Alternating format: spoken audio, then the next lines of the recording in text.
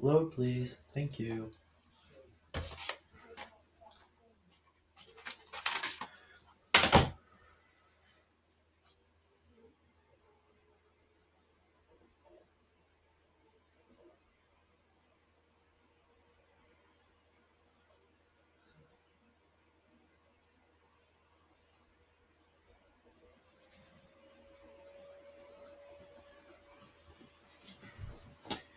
Huh, PS3's on high as hell mode.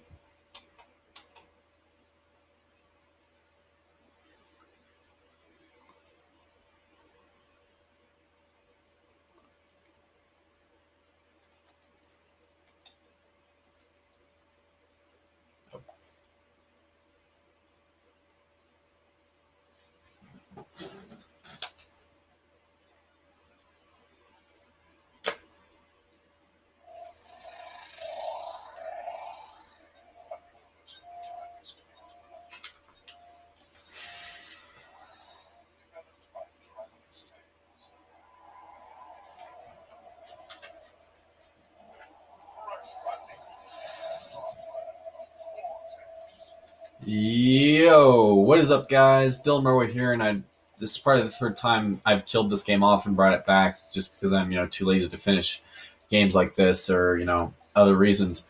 But this game, who on this channel has suffered through probably worse history than Kenny in the early seasons of South Park, is going to be brought back this Wednesday, November 8th at 8 p.m. Mountain Time, so 10 p.m. Eastern. So if you guys are ready to see more 90s platforming, make sure to tune in for this next episode. Anyways, this episode, make sure you guys are watching. Kind of screwed that up. Anyways, Crash Bandicoot: The Wrath of Cortex was created and developed by Traveller's Tales. It was the first mainstream Crash game to not be made by Naughty Dog and Sony Computer Entertainment, as in Naughty Dog started working on Jak and Daxter, along with Sony Computer Entertainment America, also working on Gran Turismo 3 A-Spec, which also released in the same year as this game. As you can see right here, Crash Bandicoot: The Wrath of Cortex was very controversial, just like the 2016 election. Some like it, some hate it, and some will literally crucify anybody who likes this game because it's not a PS1 game. I'm going to tell people who say hate this game just because it's not a PS1 game, the same thing I tell, SJW Democrats who think, kneeling in the NFL is okay. Grow a pair and get over it. Honestly, my honest opinions, this game has flaws. I mean, not many of the Crash games after the PS1 era, so basically from this game on, were, stood out to me. A lot of these stand out to me from pure nostalgia. I mean, I remember from playing Titans when I was younger, that really stood out to me too, and I also couldn't figure out Jak because I don't play beat-em-ups. Tag Team stood out to me because who doesn't love the occasional fart joke here and there, guys? Nitro Kart and the Game Boy was pretty fun. Took me like 8 years to beat. Twinsanity, even though the first level with Cortex was pretty hard, but then again, I was a stupid little kid. So honestly, the only major games that I would actually pick up and sit through and play and willingly torture myself with that after the PS1 era would be this, and I'd probably have to say Twinsanity and the console version of Titans. So I'm probably going to go through and play through that again if I can find a used copy at Second and Charles, or, used copy of any PS2 Crash game. So, just like the previous two failed attempts that unfortunately got the same axe as Kenny, I will be trying to go through a 100% run of this game. That includes the secret levels that I will be doing in one long part with some guests. Make sure you guys that won't be for a while. So, get ready for Wrath of the Long loading screens. As in, you could probably do, have a Spanish test in this time period because it's so long. These loading screens are so long. And just like before, I will shut up whenever there's an important cutscene. which honestly most of the cutscenes are told within like the first 5 minutes of the story.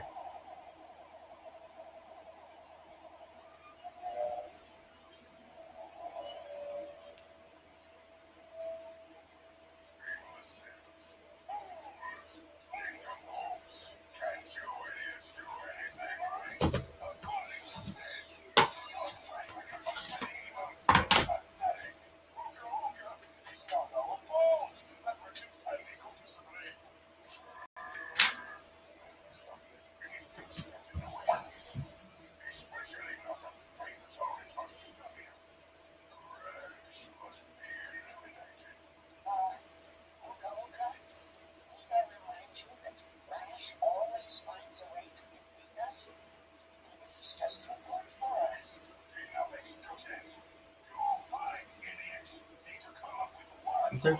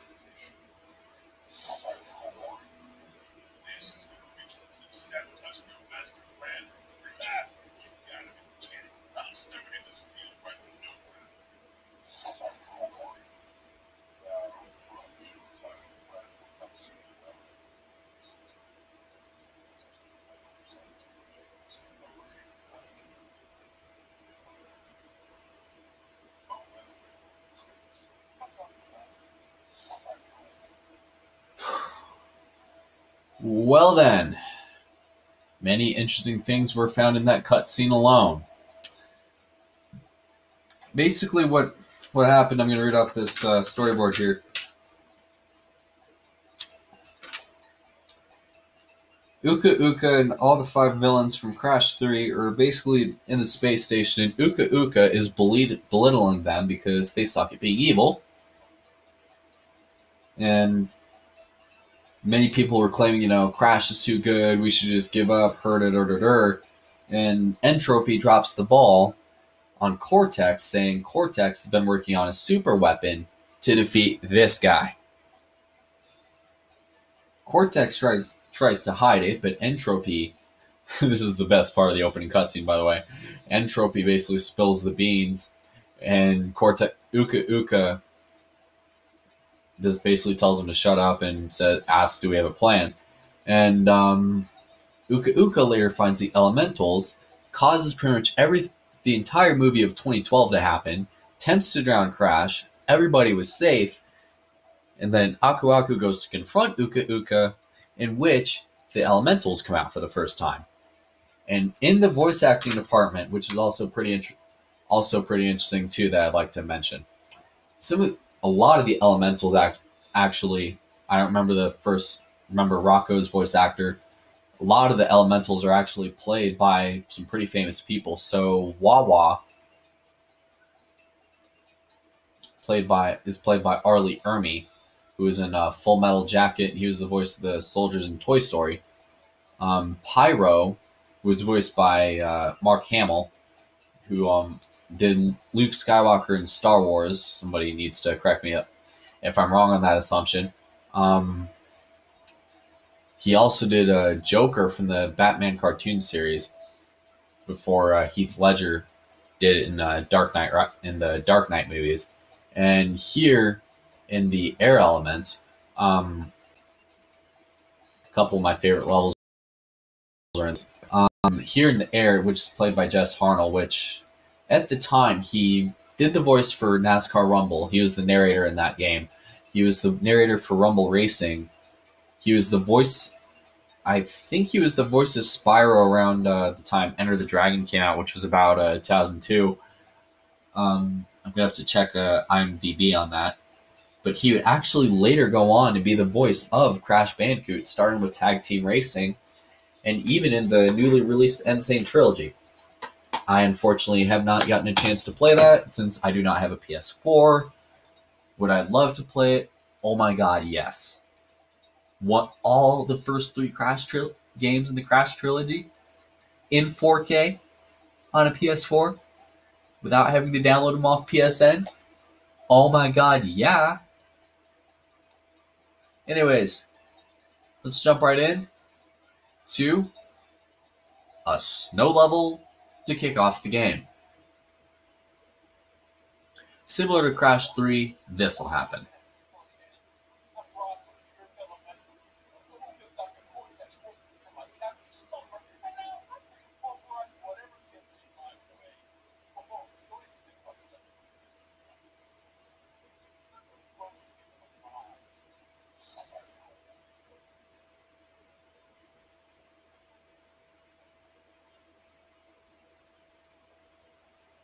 Okay, for some reason in that voice for Rocco, I'm actually just going to look that up on IMDb real quick before we get into this level.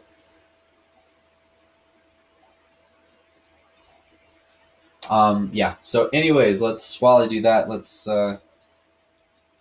just go over the controls. So X is to jump, triangle brings up your heads up display, circle is to crouch, is to get down to crouch, move forward by any directional buttons, you can move blah blah blah blah blah. R1 also is helpful too. The directional pad is to move around, the left stick is to move around, the right stick doesn't really do anything major.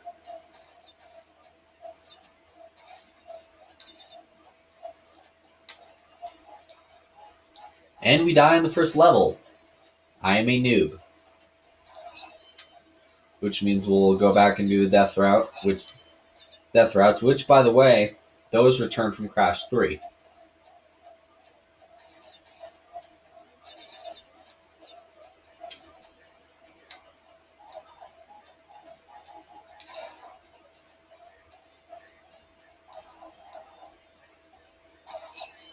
Basically, if you do not die in a level and you get to it, you basically get to earn a gem.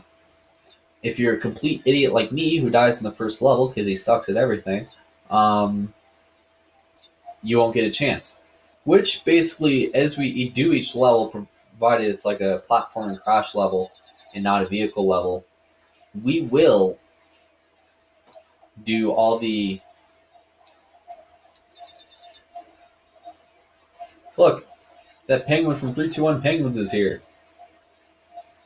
We will go ahead and do basically a normal run, and then a time trial run, and if I miss it the first time, a death route. By the way, another move too that you'll need to know is if you press X twice, you can double jump. If you press X and circle, you can body slam.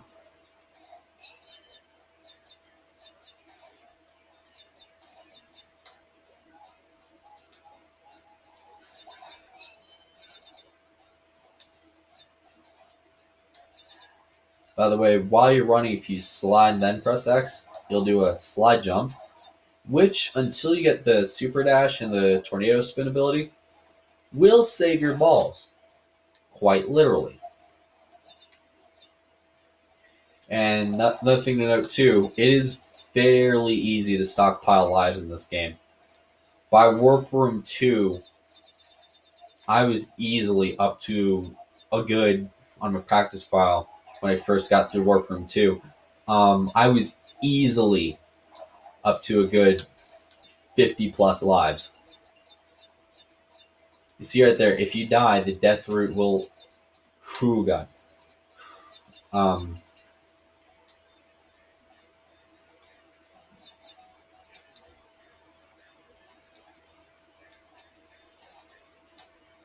The death route will be skeletal, per se. So, we're going to be traveled to a bonus room, which also returns from Crash 3 and Crash 2, and has been a mainstay in this series since Crash number 1. Basically, run to an end of a level. If you get all the boxes, get all the loot, you'll get some pretty hefty rewards. They can range from easy to being piss tedious. Oh yeah, lives will help too.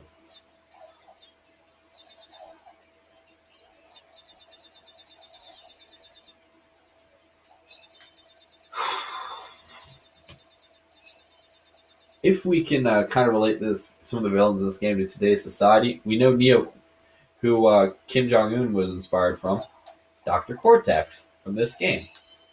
They're both made in Japan. So what makes better sense than to be a short, angry man that's a villain and is hell-bent on destroying everything, including the good guys, by inspiring yourself from a Japanese-made game. And just like that, here's our first easy cake box gem. Then we'll go through, do the death run route again.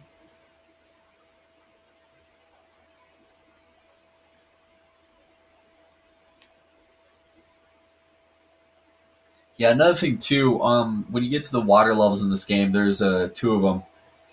Yeah, and especially that sinking feeling, the Firefly level, which we'll get to later.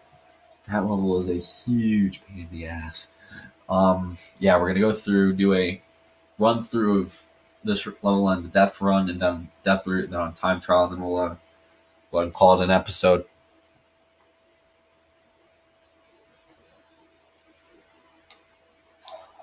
Death route time first.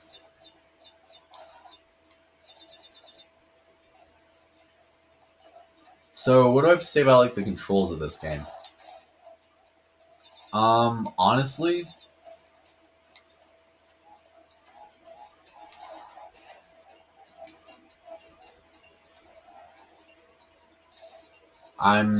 they're kind of like Crash 3, which is one thing they kind of should have copied over since everybody thinks this game, is a blatant, it says this game is a blatant ripoff of Crash 3.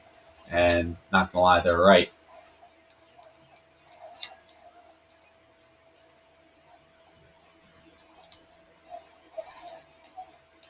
It is a blatant, like hell blatant copy of Crash 3.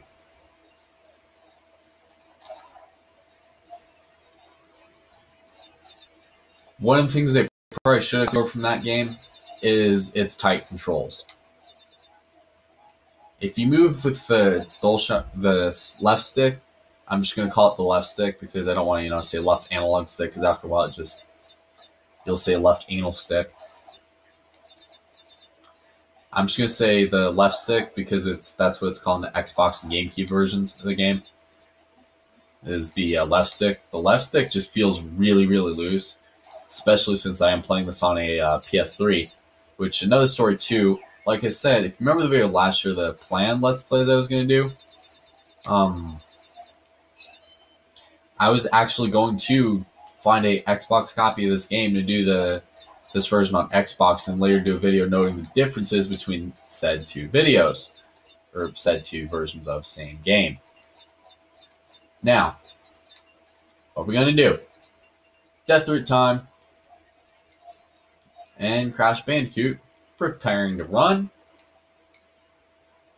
and Deathroot, this is not intimidating. Putting a crap ton of nitros everywhere is something I do in the arena mode on Crash Nitro Kart. Or Arena Editor. Crap! Oh, I should have used that glitch. Should have used that invisibility hit glitch.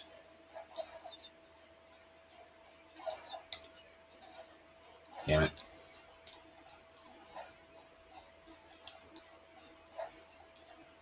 Damn it.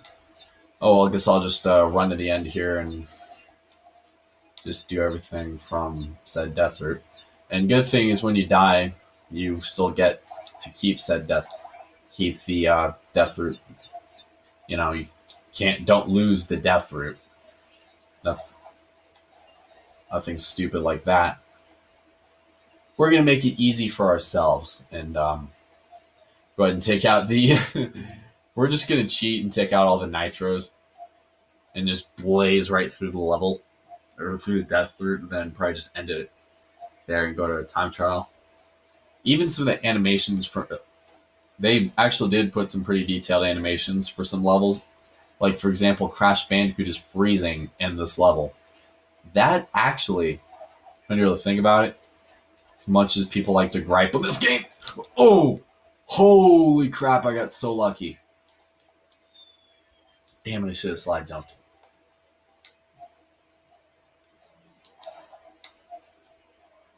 I got so lucky there. Whew, man. Well, it's been quite a while that I played since I last ran through this game. I mean, last time I did this level was like, early May last year. Damn it, I have nitros. Oh, well. See, this is not intimidating. Unless you're stupid like me. Who is losing lives at a rate quicker than Hillary Clinton in the presidential election. Demonetize me, YouTube. I'm talking bad about liberals.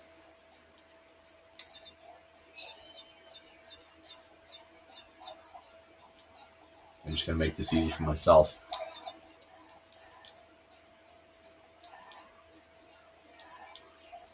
I'm just going to make this easy for myself. And look at some of the animations when Crash does his slide jump. What is that?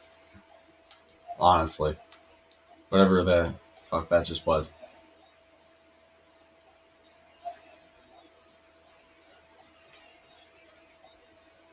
Okay, we made that easy.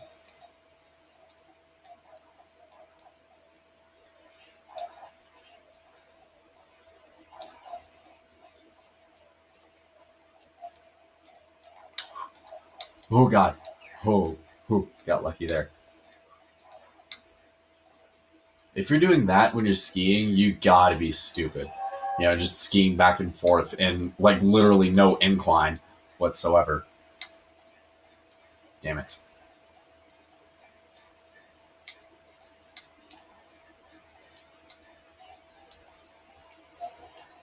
Well, we got the blue gem.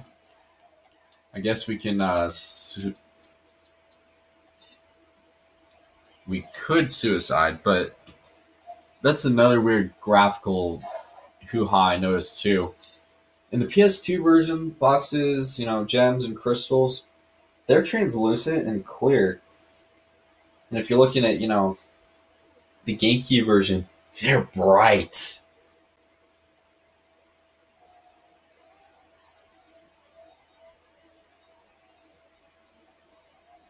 And I mean, they are bright too. So, well, I guess we can just end the video here. If you guys like this video, make sure to click the like button. Click that. Oh, there's the guy who played Rocco. Tom Wilson. He was known for the Back to the Future series. So, Crash Bandicoot,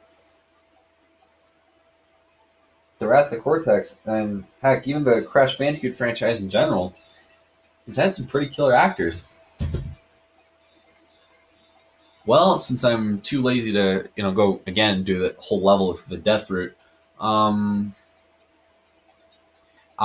looking at me like, you stupid mother. And Crash is dancing to the beat of the song.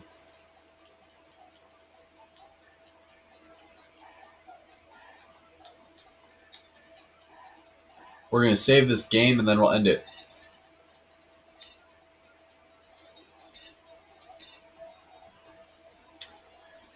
If you guys like the starting episode of Crash Bandicoot The Wrath of Cortex, which hopefully doesn't get axed like Kenny almost was in South Park at the end of Season 5, if you guys like this video, make sure to click the like button, click the subscribe button, drop some comments. You know the drill. I don't even know why I keep telling you. Have a good day.